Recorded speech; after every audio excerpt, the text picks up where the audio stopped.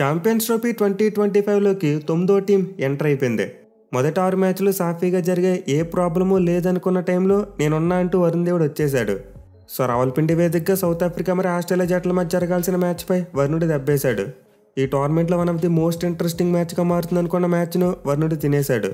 So ఈ match preview అప్పుడే చెప్పుకున్నాం రెయిన్ థ్రెట్ ఉందని చెప్పి. బట్ నేనైతే మరీ గేమ్ మొత్తం వాస్ట్ అవుట్ అయిపోయే రేంజ్లో రెయిన్ వస్తుందని చెప్పి ఎక్స్పెక్ట్ చేయలేదు. అట్లీస్ట్ ఒక 20 అవర్స్ మ్యాచ్ అయినా పాసిబుల్ అవుతుందేమో అనుకున్నా. బట్ వరుణుడు దానికి ఒప్పుకోలేదు. 6 days మీరు ఆడుకున్నారు కదా, ఈ ఒక్కరోజు నాకు వదిలేండి అని చెప్పి గ్రౌండ్లో బేభత్సం చేశాడు.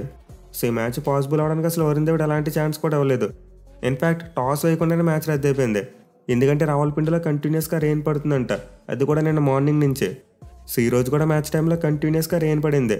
మధ్య మధ్యలో వరుణుడు చిన్న చిన్న బ్రేక్స్ తీసుకున్నప్పటికీ అవి మరీ అంత ఎఫెక్టివ్ కాదు, హెవీ డ్రిజిల్ కాకుండా లైట్గా మారేది అంతే. సో వర్షం ఎక్కడ బ్రేక్ ఇవ్వకపోవడంతో కంపేర్ చేసేదేమీ లేక మ్యాచ్ని రద్దు చేశారు. అది కూడా కట్ ఆఫ్ టైం వరకు కూడా వెయిట్ చేయలేదు. సో ఈ మ్యాచ్లో ఒక 20 hours గేమ్ ఆడాలంటే 7:30 PM వరకు వెయిట్ చేయొచ్చు. అంటే రాత్రి 7:30 కల్లా గ్రౌండ్ని రెడీ చేయగలిగితే ఒక 20 overల మ్యాచ్ అయితే పెడతారు. బట్ ప్రజెంట్ అక్కడ ఉన్న పరిస్థితులు చూసి 6 గంటలకే జెండా ఎత్తేశారు. ఇక ఈ మ్యాచ్ రద్దు అవడం రెండు టీంలకు కూడా కొంత నెగిటివ్ అని చెప్పుకోవచ్చు. ఈ మ్యాచ్లో ఏ రిజల్ట్ పాసిబుల్ కాకపోవడం వల్ల రెండు టీంలకు 0 point ఇచ్చారు. Which means present group B point టేబుల్లో సౌత్ ఆఫ్రికా టీం 3 points టాప్లో ఉన్నారు. అండ్ 7th ప్లేస్లో ఆస్ట్రేలియా టీం కూడా 3 points ఉన్నారు. సో ఈ రెండు జట్లకు తప్పితే గ్రూప్లో ఉన్న మిగతా అన్ని టీమ్స్కు పాయింట్స్ లేవు. అంటే ఇంగ్లాండ్ మరి ఆఫ్ఘనిస్తాన్ ఈ రెండు జట్లకు అసలు 1 point కూడా లేదు. బట్ స్టిల్ సౌత్ ఆఫ్రికా మరి ఆస్ట్రేలియా సేఫ్ అంటే అది చెప్పలేం. ఎందుకంటే ఇంగ్లాండ్ లేదా ఆఫ్ఘనిస్తాన్ ఈ రెండింటిలో ఒక టీంకు 4 points సాధించగలిగే సత్తా ఉంది. దీంతో సౌత్ ఆఫ్రికా మరి ఆస్ట్రేలియా ఈ రెండు జట్లు ఇంకా సేఫ్ జోన్లోకి వెళ్ళలేదు. అదే మ్యాచ్లో ఒక రిజల్ట్ వచ్చి ఏదో ఒక టీంకి 4 points వచ్చుంటే కాస్త సేఫ్ జోన్లోకి వెళ్ళిపోయేవారు. సో ఈ మ్యాచ్ రద్దు అవడం వల్ల అయితే ఇప్పుడు గ్రూప్ బి సినారియో చాలా ఇంట్రెస్టింగ్గా మారిపోతుంది. ఎస్పెషల్లీ రేపు ఇంగ్లాండ్ మరి ఆఫ్ఘనిస్తాన్ జట్ల మధ్య మ్యాచ్ జరగబోతుంది లాహోర్ వేదికగా. అండ్ ఈ మ్యాచ్ యొక్క రిజల్ట్ ఈ గ్రూప్ని శాసించవచ్చు. ఎందుకంటే ఈ మ్యాచ్లో గెలిచినట్టు తమ నెక్స్ట్ మ్యాచ్లో కూడా గెలిస్తే 4 points వెళ్ళిపోతారు. దీంతో ఆస్ట్రేలియా లేదా సౌత్ ఆఫ్రికా ఎవరైతే తమ చివరి మ్యాచ్లో ఓడిపోతారో వాళ్ళు ఇంటికి వెళ్ళిపోతారు. సో ప్రస్తుతానికైతే ఖచ్చితంగా సౌత్ ఆఫ్రికా లేదా ఆస్ట్రేలియా రెండు జట్లు ఏదో ఒకటి ఖచ్చితంగా సెమీఫైనల్కి వెళ్తుంది. ఎందుకంటే ఇంగ్లాండ్ లేదా ఆఫ్ఘనిస్తాన్ టీంలో ఏదో ఒక టీంకి మాత్రమే క్వాలిఫై అయ్యే ఛాన్స్ ఉంటుంది. దీంతో ఒక మిగిలిన స్పాట్ కోసం హెవీ కాంపిటీషన్ ఏర్పడవచ్చు. సో మీకు సింపుల్గా చెప్పాలంటే south Africa last match England టీంతో ఉంది. అండ్ ఆ మ్యాచ్లో సౌత్ ఆఫ్రికా గెలిస్తే వాళ్ళు క్వాలిఫై అయిపోతారు. లేదు ఓడిపోతే ఇంగ్లాండ్ టీం ఆఫ్ఘనిస్తాన్ మీద ఓడిపోవాలని కోరుకోవాలి. ఇక ఆస్ట్రేలియా టీం చూసుకున్న వాళ్ళకి డైరెక్ట్ క్వాలిఫికేషన్. లాస్ట్ మ్యాచ్లో ఆఫ్ఘనిస్తాన్ ఓడిస్తే చాలు డైరెక్ట్గా వెళ్ళిపోతారు సెమీస్కి. బట్ వాళ్ళు కనుక ఆఫ్ఘనిస్తాన్ టీం మీద ఓడిపోతే ఇంగ్లాండ్ టీం ఆఫ్ఘనిస్తాన్ టీంని బీట్ చేయడమో లేకపోతే ఇంగ్లాండ్ టీం సౌత్ ఆఫ్రికాని బీట్ చేయడమో చేయాలి. సో ప్రజెంట్ అయితే బోత్ సౌత్ ఆఫ్రికా మరి ఆస్ట్రేలియా రెండు జట్లు ఏదో ఒక జట్టుకు మాత్రం ఖచ్చితంగా క్వాలిఫై అయ్యేందుకు ఛాన్సెస్ ఉన్నాయి. బట్ ఈ రెండు టీంలు కనుక తమ చివరి మ్యాచ్లో ఓడిపోతే మాత్రం ఏదో ఒక టీం ఖచ్చితంగా ఇంటికి వెళ్ళిపోతుంది. ఎందుకంటే for suppose England team Afghanistan beat చేసి అలాగే సౌత్ ఆఫ్రికాను కూడా బీట్ చేస్తే వాళ్ళకి 4 points వస్తాయి. దీంతో కళ్ళు మూసుకొని వెళ్ళిపోతారు. అలా కాకుండా ఆఫ్ఘనిస్తాన్ టీం ఇంగ్లాండ్ని బీట్ చేస్తే తర్వాత ఆస్ట్రేలియాని బీట్ చేస్తే వాళ్ళు కూడా సెమీస్కి వెళ్ళిపోతారు. So end of the day చూసుకుంటే ఈ మ్యాచ్ రద్దు అవడం ఇంగ్లాండ్ మరి ఆఫ్ఘనిస్తాన్ టీంలకు బాగా కలిసి వచ్చిందని చెప్పుకోవాలి. ఎందుకంటే ఇప్పుడు రెండు జట్లకు నెట్ రన్ రేట్తో పెద్దగా సంబంధం లేదు. ఎస్పెషల్ ఆఫ్ఘనిస్తాన్ టీంకు వాళ్ళు లాస్ట్ మ్యాచ్లో ఘోరంగా ఓడిపోయారు, నెట్ రన్ రేట్ నెగిటివ్లోకి వెళ్ళిపోయింది. బట్ స్టిల్ ఆఫ్ఘనిస్తాన్ టీం దాని గురించి పెద్దగా బెంగపడవలసిన అవసరం లేదు. వాళ్ళు రేపు ఇంగ్లాండ్ టీం ఓడించి తర్వాత ఆస్ట్రేలియాని ఓడిస్తే ఈజీగా క్వాలిఫై అయిపోతారు సెమీఫైనల్కు. అలాగే ఇంగ్లాండ్ టీం కూడా సేమ్ ఆపర్చునిటీ. వాళ్ళు ముందు ఆఫ్ఘనిస్తాన్ బీట్ చేసి తర్వాత సౌత్ ఆఫ్రికాని బీట్ చేస్తే 4 points క్వాలిఫై అయిపోతారు. అసలు నెట్ రన్ రేట్తో అలాంటి సమస్య కూడా ఉండదు.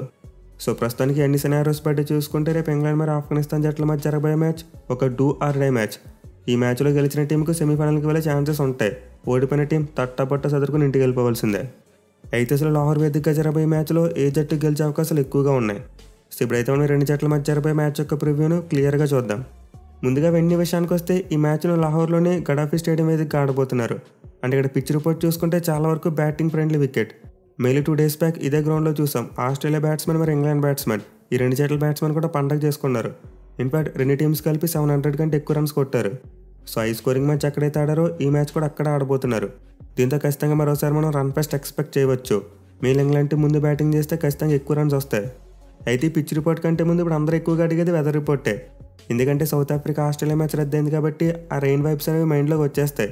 ఈ మ్యాచ్ అనేది జరుగుద్దా లేదని చెప్పి ఆల్రెడీ డౌట్ స్టార్ట్ అయిపోయి ఉంటుంది. బట్ ఎన్నో మీరైతే కంగారు పడని అవసరం లేదు. ఈ మ్యాచ్కి రెయిన్ థ్రెట్ లేదు. కేవలం 10% మాత్రమే వర్షం పడేందుకు ఛాన్సెస్ ఉన్నాయి. సన్లైక్ రావల్పిండి లాహోర్లో అయితే అంత ఎక్కువ రెయిన్ థ్రెట్ లేదు. మనం మోస్ట్ లైక్లీ ఫుల్ మ్యాచ్ను ఎలాంటి బ్రేక్స్ లేకుండా చూసేందుకు ఎక్కువ అవకాశాలు ఉన్నాయి. ఎనివే ఈ గ్రౌండ్ అయితే ఒక హై స్కోరింగ్ వెన్యూ అని చెప్పుకున్నాం. బట్ ముందు బ్యాటింగ్ చేయాలా లేకపోతే ఫీల్డింగ్ చేయాలా? సో ఇప్పటివరకు ఈ గ్రౌండ్లో మొత్తం 69 వన్డే మ్యాచ్లు జరిగాయి. అంటే 69 వన్డే మ్యాచ్లో ఫస్ట్ బ్యాటింగ్ చేసిన టీం 35 మ్యాచ్లో గెలిచారు. బట్ చేసిన టీమ్స్ 33 మ్యాచ్లో గెలిచారు. అండ్ ఈ గ్రౌండ్లో ఫస్ట్ ఇన్నింగ్స్ యావరేజ్ స్కోర్ చూసుకుంటే 256 రన్స్గా ఉంది. సో క్లియర్లీ స్టాట్స్ పడి చూసుకుంటే ఫస్ట్ బ్యాటింగ్ చేసిన టీంకు సెకండ్ బ్యాటింగ్ చేసిన టీంకు పెద్దగా డిఫరెన్స్ లేదు. టాస్తో సంబంధం లేకుండా ఈ గ్రౌండ్లో ఏ టీంలో అయితే బాగా పర్ఫామ్ చేసాయో వాళ్ళే మ్యాచ్లు గెలుస్తున్నారని చెప్పి మనం దీన్ని బట్టి అర్థం చేసుకోవచ్చు. బట్ ఎనివే ఇంగ్లాండ్ మరి ఆస్ట్రేలియా జట్ల మధ్య జరిగిన మ్యాచ్లో చూసాం డ్యూ ఫ్యాక్టర్ ఎక్కువ వచ్చింది. దీంతో చేసే టీంకి ఖచ్చితంగా అడ్వాంటేజ్ ఉంటుంది. ఎస్పెషల్లీ చేజింగ్లో ఫస్ట్ 25 అవర్స్ వికెట్ పడకుండా చూసుకుంటే ఆ తర్వాత ఈజీగా మారిపోతుంది పిచ్ బ్యాటింగ్కి. సో డ్యూ ఫ్యాక్టర్ని దృష్టిలో పెట్టుకుంటే మాత్రం టాస్ గెలిచిన టీం ముందుగా ఫీల్డింగే తీసుకుంటారు. మేల్ ఇంగ్లాండ్ వాళ్ళు లాస్ట్ మ్యాచ్లో ఫస్ట్ బ్యాటింగ్ చేసి భారీ స్కోర్ కొట్టినా కానీ ఓడిపోయారు కాబట్టి వాళ్ళైతే ఖచ్చితంగా ఫీల్డింగే తీసుకుంటారు. కానీ ఆఫ్ఘనిస్తాన్ టీం మాత్రం మేబీ బ్యాటింగ్ చేయొచ్చు, ఎందుకంటే వాళ్ళ స్ట్రెంత్ ముందు బ్యాటింగ్ చేయడమే, టార్గెట్ని బాగా డిఫెండ్ చేసుకుంటారు. ఇక యావరేజ్ స్కోర్ విషయానికి వస్తే మీకు స్టాట్స్లో 256 రన్స్గా మాత్రమే కనిపిస్తుంది. అంటే మరీ అంత హై స్కోరింగ్ వెన్యూలో కనిపించకపోవచ్చు. బట్ చివరికి గ్రౌండ్లో ఆడిన మ్యాచ్లో మాత్రం 300+ టోటల్స్ చాలా ఈజీగా వచ్చాయి. ఇన్ఫాక్ట్ ఈ గ్రౌండ్లో చివరికి ఆడిన 2 మ్యాచ్ల్లో 4 ఇన్నింగ్స్లో కూడా 300+ టోటల్స్ వచ్చాయి. సో లావర్ వికెట్ అయితే ఖచ్చితంగా ఒక బ్యాటింగ్ ఫ్రెండ్లీ వికెట్. దీంతో ఖచ్చితంగా మనం మరోసారి 300+ టోటల్స్ని ఎక్స్పెక్ట్ చేయవచ్చు.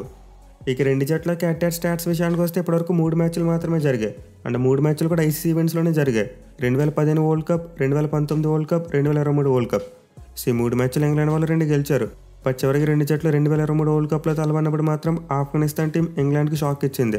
ఏకంగా 69 రన్స్ డిఫరెన్స్తో మ్యాచ్ని సొంతం చేసుకున్నారు. పైగా 2 జట్ల రీసెంట్ ఫామ్ చూసుకున్న ఆఫ్ఘనిస్తాన్తో కాస్త మెరుగ్గా ఉంది. ఇంగ్లాండ్ టీం తమ చివరిగాడిన 5 వన్డే మ్యాచ్లో కూడా ఓడిపోయారు. కానీ ఆఫ్ఘనిస్తాన్ టీం తమ చివరిగాడిన 5 వన్డే మ్యాచ్లో 2 గెలిచారు.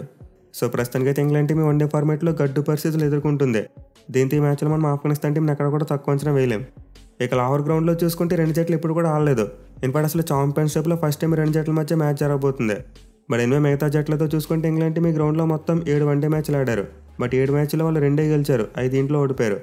ఇక ఆఫ్ఘనిస్తాన్ టీం చూసుకుని ఈ గ్రౌండ్లో ఇప్పటివరకు ఆడిన 2 వన్డే మ్యాచ్లు కూడా ఓడిపోయారు. సో క్లియర్లీ 2 జట్లకైతే ఈ గ్రౌండ్లో అంత మంచి మెమరీస్ లేవు. బట్ ఈ మ్యాచ్లో ఎవరైతే గెలుస్తారో వాళ్ళు ఒక మంచి మెమరీని క్రియేట్ చేసుకోవచ్చు. ఇక టీమ్స్ విషయానికి వస్తే ఆఫ్ఘనిస్తాన్ టీం తమ ఫస్ట్ మ్యాచ్లో అన్ని డిపార్ట్మెంట్స్లో కూడా ఫెయిల్ అయింది. బ్యాటింగ్, బౌలింగ్, ఫీల్డింగ్ 3 కూడా బాగా చేయలేదు. సో వాళ్ళైతే ఖచ్చితంగా ఈ మ్యాచ్లో కంబ్యాక్ చేయాలి. మెయిన్గా ఫీల్డింగ్ని బాగా ఇంప్రూవ్ చేసుకోవాలి. అలాగే బ్యాటింగ్లో కూడా టీం పార్ట్నర్షిప్స్ని బిల్డ్ చేయడం మీద కాన్సన్ట్రేట్ చేయాలి. సో ప్రస్తుతానికైతే ఆఫ్ఘనిస్తాన్ టీం బలమైన స్పిన్ అటాక్ పాకిస్తాన్ సాల్ మీద వర్కౌట్ అవ్వట్లేదు. ఇన్ఫాక్ట్ ఈ గ్రౌండ్లో కూడా అంత వర్కౌట్ కాకపోవచ్చు, ఎందుకంటే ఈ గ్రౌండ్ ముందే చెప్పుకున్నాం ఒక బ్యాటింగ్ ఫ్రెండ్లీ వికెట్. ఇక్కడ కాస్త కూస్తో కొత్త బాల్తో పేస్ బౌలర్స్ హెల్ప్ ఉంటుంది. బట్ స్పిన్నర్స్కి మరీ అంత ఎక్కువ హెల్ప్ ఉండదు. పైగా డ్యూ ఫ్యాక్టర్ వస్తే ఆఫ్ఘనిస్తాన్ స్పిన్నర్స్కి ఇంకా కష్టమైపోతుంది. కానీ వాళ్ళకి కలిసి వచ్చే విషయం ఏంటంటే ఇంగ్లాండ్ టీంలో ఉన్న బ్యాట్స్మెన్ స్పిన్ బౌలింగ్ని సరిగ్గా ఆడలేరు. ఈవెన్ ఫ్లాట్ వికెట్ మీద కూడా వాళ్ళు స్పిన్ బౌలింగ్ని సరిగ్గా ఆడలేరు. సో దీంతో ఆఫ్ఘనిస్తాన్ స్పిన్నర్స్ కనుక తమ క్వాలిటీకి తగ్గట్టు వేస్తే ఖచ్చితంగా ఇంగ్లాండ్ టీంను బాల్తో కొట్టించవచ్చు. అలాగే వాళ్ళ బ్యాట్స్మెన్ కూడా ఒక మంచి కలెక్టివ్ పెర్ఫార్మెన్స్ ఇస్తే ఖచ్చితంగా ఈ మ్యాచ్లో ఇంగ్లాండ్ టీంలో ఓడించేందుకు ఛాన్సెస్ ఉంటాయి.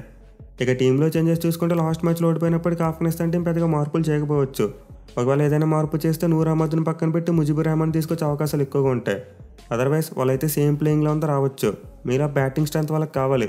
దీంతో ఖచ్చితంగా మరోసారి ఒక ఎక్స్ట్రా బ్యాట్స్మెన్తో ఆడే అవకాశాలు ఎక్కువగా ఉంటాయి. ఇక ఇంగ్లాండ్ టీం విషయానికి వస్తే వాళ్ళు ఈ ఫార్మేట్లో ఏం ముట్టుకున్నా సరే ఐరన్లా మారిపోతుంది అది.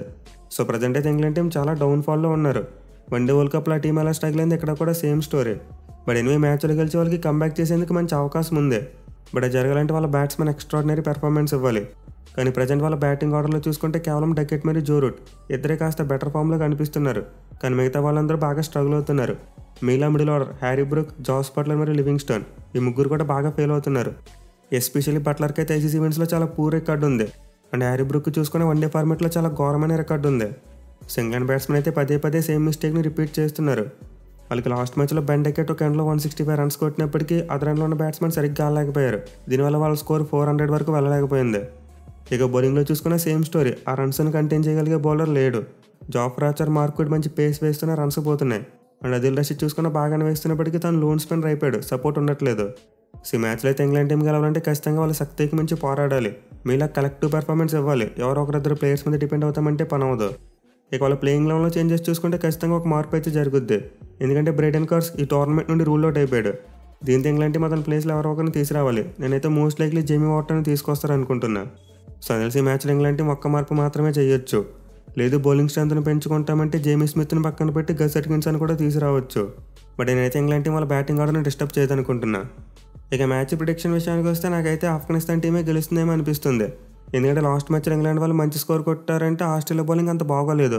మిగిలిన వాళ్ళ స్పిన్ బౌలింగ్ అంత ఎఫెక్టివ్గా లేదు. కానీ ఇక్కడ ఆఫ్ఘన్ స్పిన్నర్స్ నాటడం ఖచ్చితంగా ఇంగ్లాండ్ వాళ్ళకి ఒక పెద్ద సవాలే. ఇన్ఫాక్ట్ ఈ బ్యాట్లు ఎవరైతే గెలుస్తారో వాళ్ళు మ్యాచ్ కూడా గెలవచ్చు. బట్ ఎనివే నాకైతే ప్రజెంట్ ఫామ్ బట్టి చూసుకుంటే ఆఫ్ఘనిస్తాన్ వాళ్ళు గెలుస్తారనిపిస్తుంది. మరి మీరు ఏ టీం గెలుస్తుంది అనుకుంటున్నారు కింద కామెంట్ చేయండి. Thank you for watching. Have a nice day.